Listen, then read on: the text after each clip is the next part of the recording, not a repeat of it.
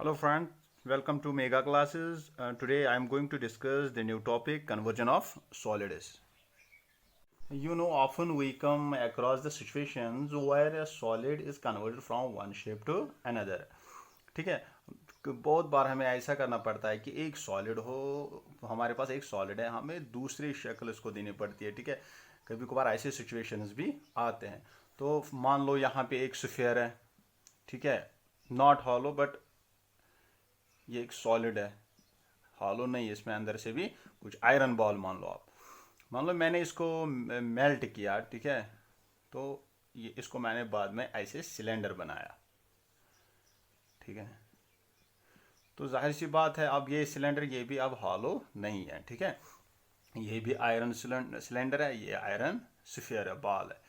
ठीक है, तो मैंने एक ही मटेरियल का है, मैंने बस इसको पहले इसमें कन्वर्ट किया। मान लो इससे पहले ये एक क्यूबाइड था या क्यूब था इसे,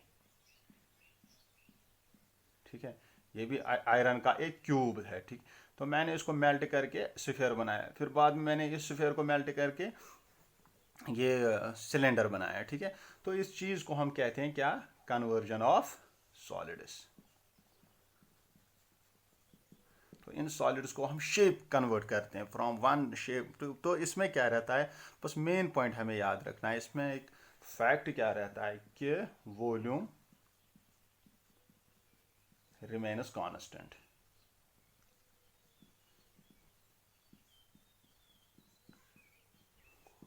ठीक है, वॉल्यूम रिमेन्स कांस्टेंट।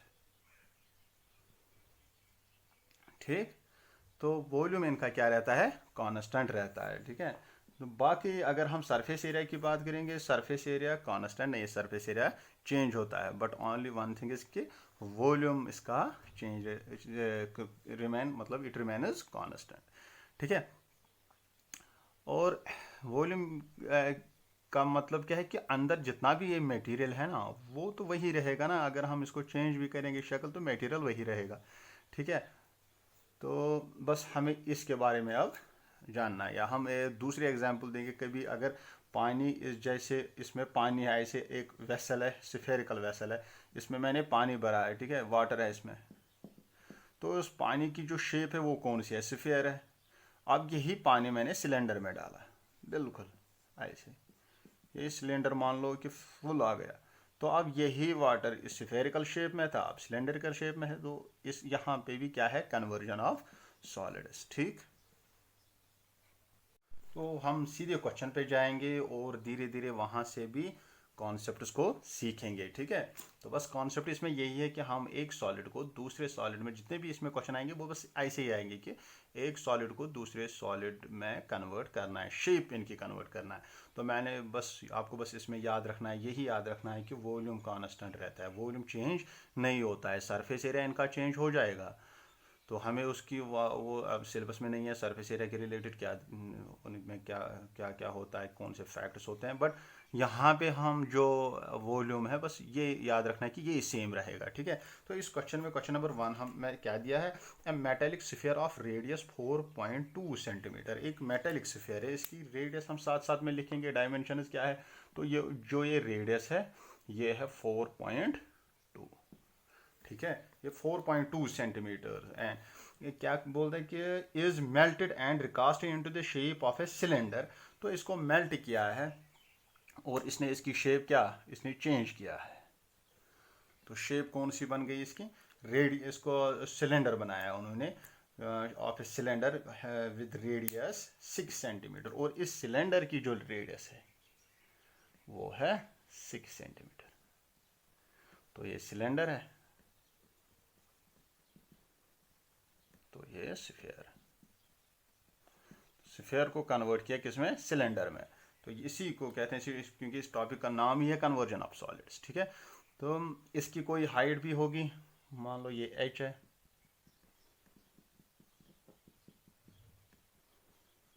ठीक है, ये h। तो क्वेश्चन में क्या दिया है, find the height of the cylinder. So what we have to find this height. Okay, तो हम यहाँ पे सीधे ही लिखेंगे डायरेक्ट विदाउट एनी एक्सप्लेनेशन, हम बस सीधे लिखेंगे कि मैंने क्या कहा, इन दोनों का जो वॉल्यूम है वो सेम रहेगा। हम लिखेंगे ऐसे हेयर वॉल्यूम ऑफ, एग्जाम में भी बिल्कुल ऐसे ही लिखना, volume of sphere is equal to volume of cylinder. तो ऐसे इस कन्वर्जन में जो वॉल्यूम है, volume of sphere is equal to volume of cylinder. ठीक है, अब बस अपने अपने फॉर्मूले देने हैं। हमें तो पता है वॉल्यूम ऑफ स्फीयर किसके बराबर है, हाँ किसके बराबर होता है वो, which implies volume of sphere 4/3 pi R cube. ठीक है, is equal to volume of cylinder भी पता है क्या, पाई आर स्क्वायर एच। बस यहाँ पे एक चीज़ का ख्याल रखना है कि जो ये स्फीयर है, ये आर किसकी रेडियस है स्फीयर की, और ये आर किसकी रेडियस है सिलेंडर की। तो हम क्योंकि ये डिफरेंट है, यहाँ पे आर डिफरेंट है, यहाँ आर डिफरेंट, हम इसको R1 लिखेंगे, यहाँ पे R2 लिखेंगे। ठीक है, R1 एंड R2। तो मैं अगर इसको दूसरे कलर से लिखता हूँ, थोड़ा आपको डिफरेंशिएट होगा। ठीक, तो ये R1 एंड R2। ठीक है, तो अब क्या है कि बस हमें अब ये तो इक्वेशन बन गई, तो यहाँ पे कैंसिलेशन कल वो यहाँ पे सीधे हम पहले ही ये पाई और पाई कैंसिल करेंगे दोनों साइड से। ठीक है, और अगर R तो डिफरेंट है, ये R2 है, ये R1 है, ये R1 है, ये R2 है। ठीक है, बस अपना ही ठीक था। ठीक, विच एम्प्लाइज 4/3 इंटू R1 क्या है, स्फीयर की radius 4.2, 4.2 cube is equal to, यहाँ पे R कितना है 6, तो 6 स्क्वायर इंटू एच। तो इस पूरे जो इक्वेशन है इसमें बस h वेरिएबल है, बाकी हम यहाँ ये 6 स्क्वायर यहाँ लेंगे तो हमारा h निकलेगा। तो बहुत ही आसान सा क्वेश्चन है। ठीक है, तो विच इम्प्लाइज, ठीक है, ये 3 यहाँ पे डिवाइड है तो ये यहाँ हो जाएगा 4 इंटू क्या है 4.2 का क्यूब इज इक्वल टू 6 36, और ये 3 यहाँ जाएगा इंटू एच। ठीक है, अब फिर हम इकट्ठे इसको यहाँ लाएंगे। ठीक, तो आप इसको कैलकुलेटर पे भी कर सकते हो। तो ये बन जाएगा 296.352 इज इक्वल टू, इसको 3 6 18, 3 3 9 हुआ 10H। तो अब H को आराम से निकलिए, यहाँ से करेंगे विच एम्प्लाइज H कितना निकलेगा 296.352 डिवाइड बाई 108। तो ये कैलकुलेशन बस यहाँ पे, बस इसका जो मेन फंडा है यहाँ पे सारा। ठीक है, तो हम इसको डिवाइड करेंगे किससे 108 से, तो कितना निकलता है 2.744 सेंटीमीटर। ठीक है, तो ये इसकी हाइट बनती है। ठीक है, तो ऐसे, तो ये ज़्यादा लंबा नहीं, ये ऐसे बनेगा ये सिलेंडर, क्योंकि इसकी रेडियस इसने ज़्यादा रखी है, ऐसे रखिए। तो ये 6 सेंटीमीटर और ये 2.744 सेंटीमीटर बन जाएगा। ठीक है, तो ये आंसर। ठीक, बहुत अच्छा क्वेश्चन था ये। ठीक है, नाउ क्वेश्चन नंबर 2। तो क्वेश्चन नंबर 2 में क्या है कि metallic spheres of radius 6 centimetre, 8 centimetre and 10 centimetre. तो कितने हैं यहाँ पे, हमारे पास 3 स्फीयर है, 3 स्फीयर्स आर देयर। तो इसमें है 6 सेंटीमीटर की रेडियस, तो इसकी 6 सेंटीमीटर है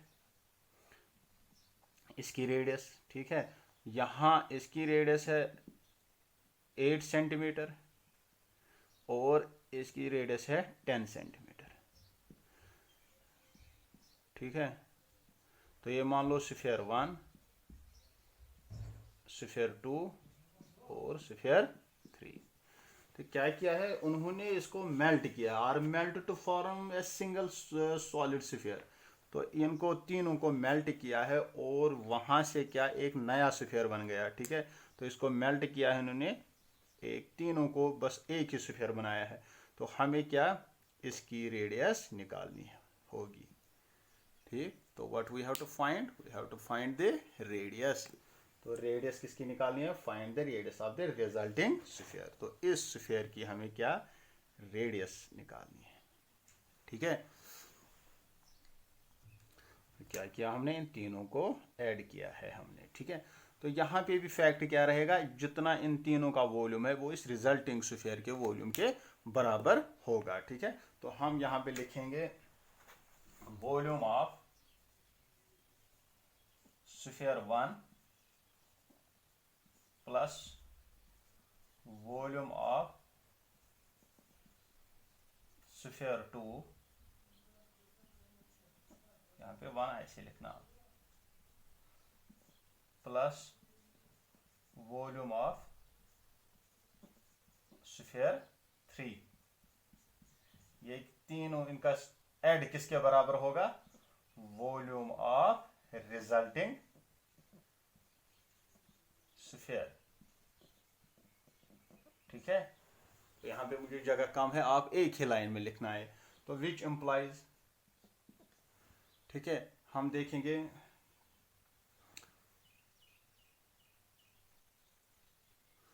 which implies volume of sphere, तो हमें पता है क्या है, 4/3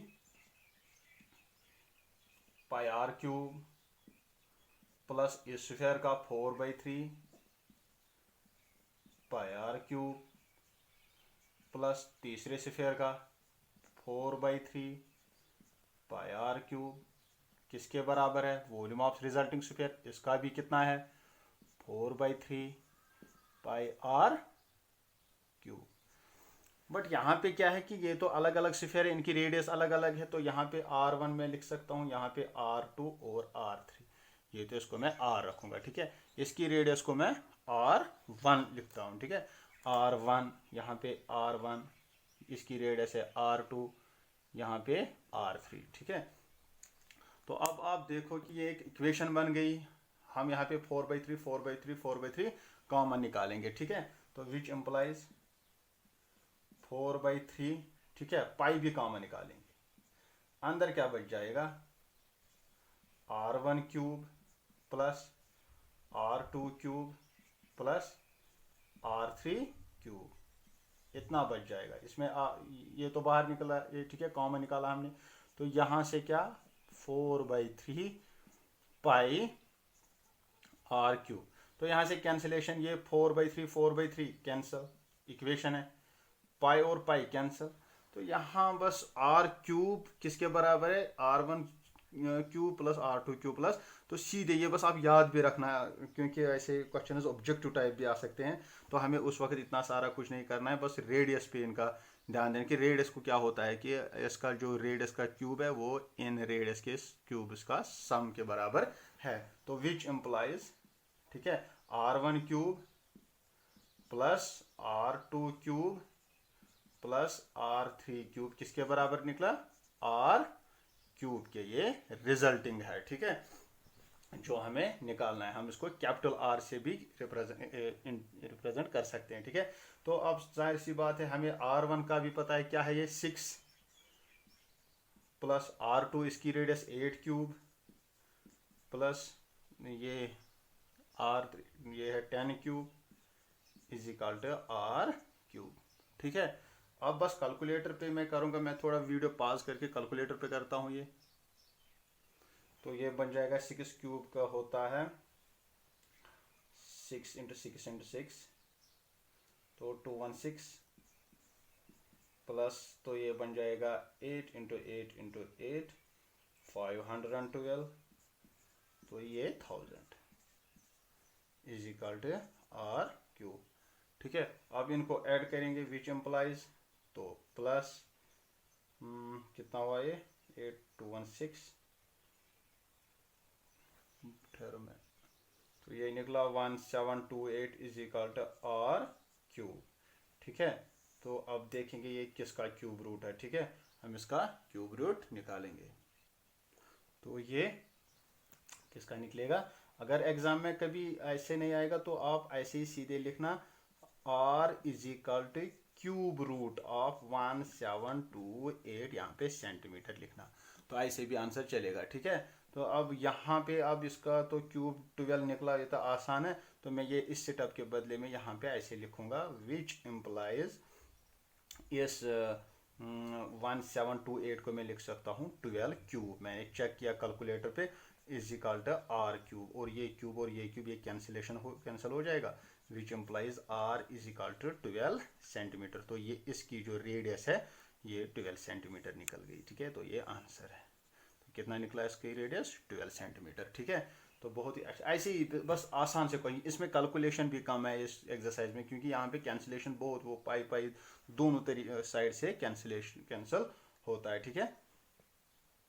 देखो अब क्वेश्चन नंबर 3, तो इसकी फिगर मैंने पहले ही बनाई है। क्वेश्चन नंबर 3 क्या, इसमें क्या दिया है, ए 20 मीटर डीप वेल, एक कुआं खोदा गया 20 मीटर डीप, जो इसकी हाई एक सिलेंड्रिकल एक कुआं है ना, सिलेंड्रिकल शेप होता है, ऐसे ही उन्होंने खोदा है, ये 20 मीटर डेप्थ पे गए हैं ये, और विद डायमीटर 7 सेंटीमीटर, तो डायमीटर उन्होंने 7 सेंटीमीटर का रखा है इसका। is dug and the earth from digging is evenly spread out to form a platform।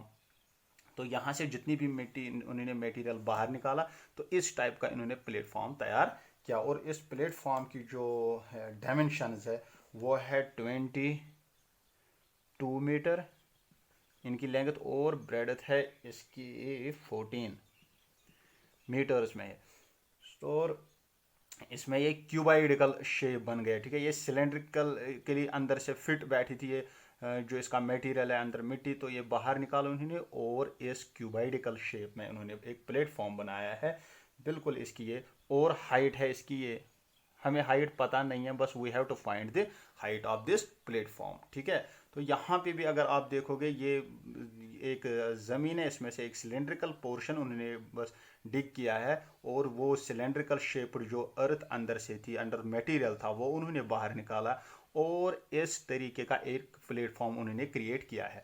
बस यहाँ पे भी कन्वर्जन ऑफ सॉलिड्स है, किसमें, एक सिलेंडर होता है किसमें कन्वर्ट, एक क्यूबाइड में। तो सिलेंडर का जो वॉल्यूम है, इस कुएं में जितनी भी मिट्टी है उसका जो वॉल्यूम है वो किसके बराबर होगा, क्यूबाइड के, ठीक है, इस प्लेटफॉर्म के वॉल्यूम के बराबर है, ठीक है। बस इन्हीं दो इससे मुझे इक्वेशन निकली कि बस मैं उन्हीं में से कैंसिलेशन वगैरह करूंगा, वहां से आराम से मुझे ये मिल जाएगा, ठीक है। तो हम कैसे अप्रोच करेंगे इस क्वेश्चन को, हम लिखेंगे सीधे यहाँ पे हेयर, ठीक है, बस मुझे ज्यादा कुछ नहीं लिखना, बस हेयर, कोई एक स्टेप लिखेगा कि the earth digged from this well is equal to the earth of material of platform, ऐसा भी कोई लिख सकता है, ठीक है।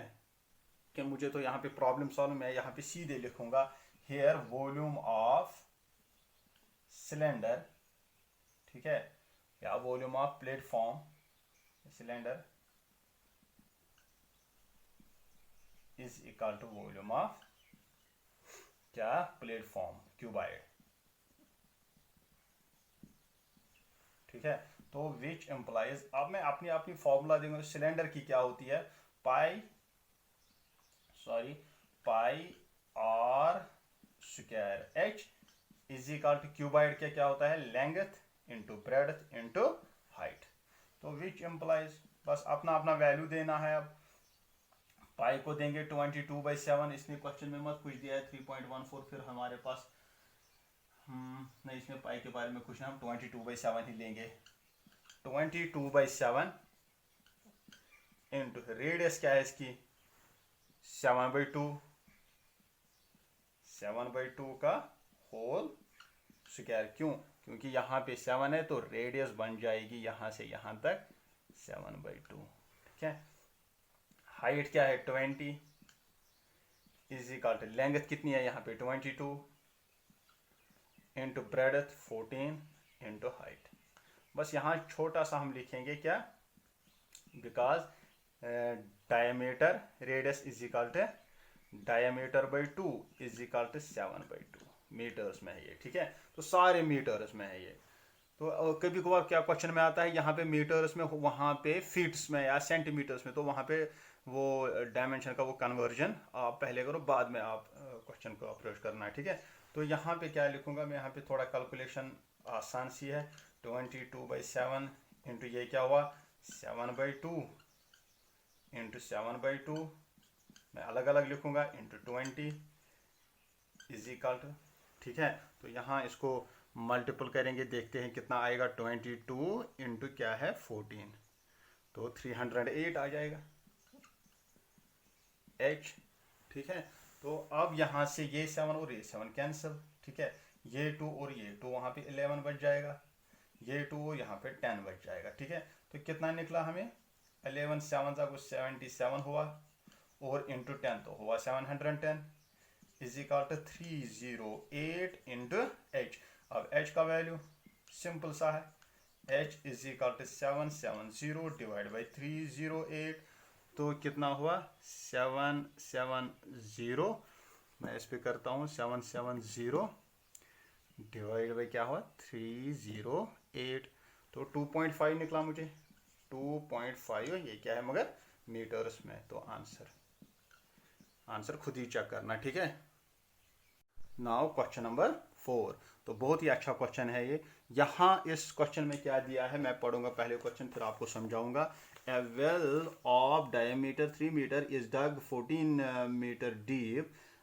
The earth taken out of it has been spread evenly around the ground.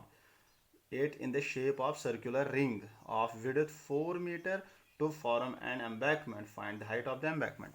तो इसने क्या किया है, अब की बार जो अर्थ की लेवल है बिल्कुल ये है, तो यहाँ से ये अर्थ है, तो इन्होंने एक कुआं खोदा है 14 मीटर डीप और 3 मीटर इसकी डायमीटर है, ठीक है, विड्थ है। अब क्या किया है उन्होंने, जो अर्थ वहाँ से निकाली, पिछले जो क्वेश्चन नंबर 3 था उसमें उन्होंने एक प्लेटफॉर्म तैयार किया था, लेकिन अब की बार उन्होंने क्या किया, इन्होंने कुएं के इर्द गिर्द ये मिट्टी डाली, तो वहाँ पे एक रिंग जैसा एम्बैकमेंट बन गया, ठीक है।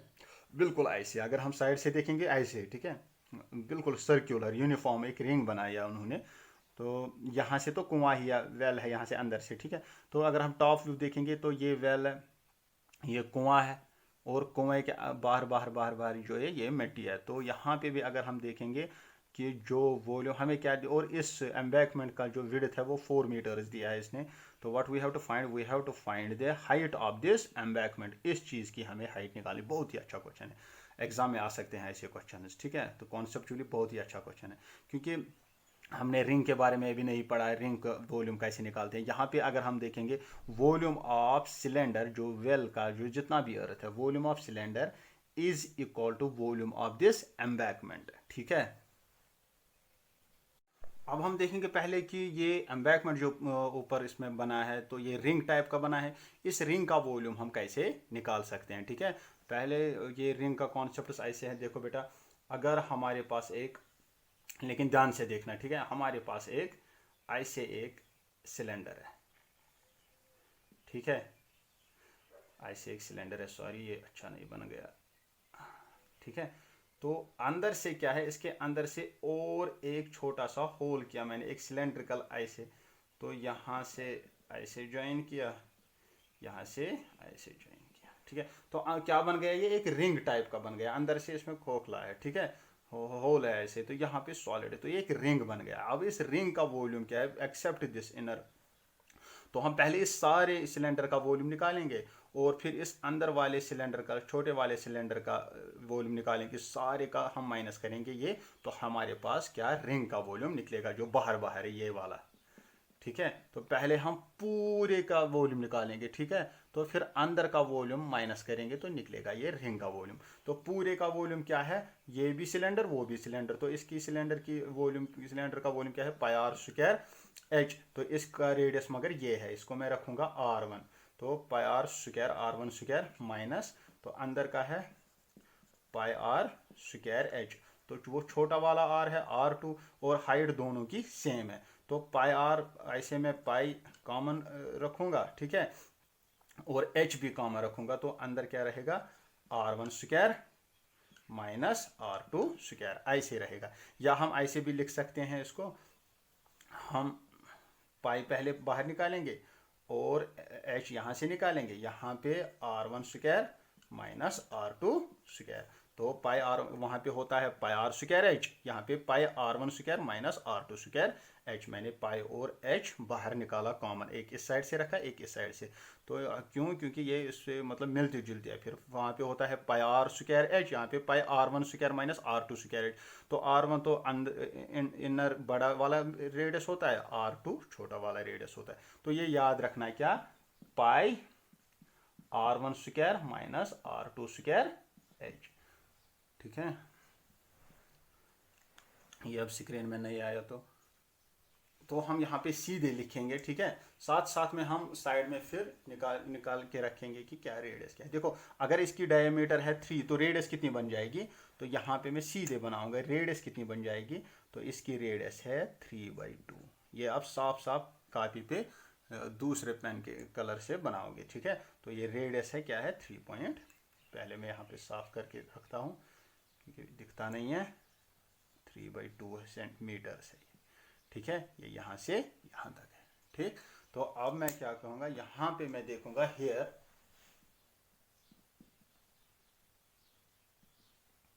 तो यहाँ पे here volume of cylindrical well या सिलेंडर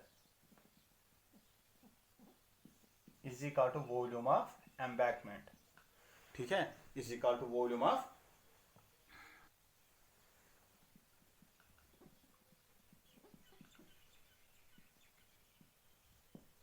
ठीक है, is equal to volume of embankment.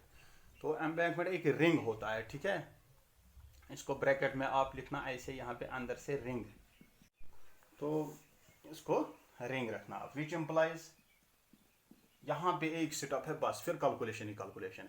Volume of cylinder किससे बराबर होता है, पाई R² ये हमें पता है। ये R किसका है, रिंग का, इसका सॉरी सिलेंडर का, H भी सिलेंडर का ही है। ठीक है, तो इज इक्वल यहाँ पे वॉल्यूम ऑफ एम्बैंकमेंट रिंग है, अभी मैंने बताया किसके बराबर होता है, पाई R1 square minus R2 square. ठीक है, ये बिल्कुल ये R2 वही है इनटू हाइट, लेकिन यहां पे कौन सा, हम कैपिटल H लेंगे। अब लिखेंगे यहाँ पे H रिप्रेजेंट करेंगे किस में, ऐसे। ठीक है, क्योंकि ये इसकी एम्बैंकमेंट की है। तो अब यहां से बिल्कुल विच एम्प्लाइज पाई और पाई यही कैंसिल करो।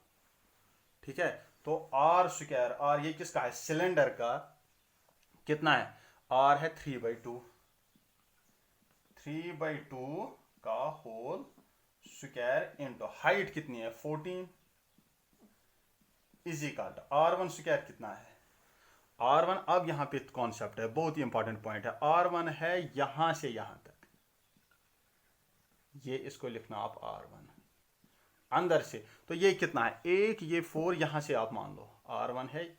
अगर आप यहां से भी लोगे तो ये 4 मीटर और अंदर का 3/2, जो अंदर का सर्कल है, अंदर का सर्कुलर है, जो अपना था इसका कुएं का जो रेडियस थी, वो कितनी थी 3/2, और ऐड इसकी width, are you getting me और नॉट। एक तो ये 3.3/2 और दूसरी ये 4, तो कितना बन जाएगा 3/2 प्लस 4, ये बन जाएगा 4 2 8 9 10 11/2।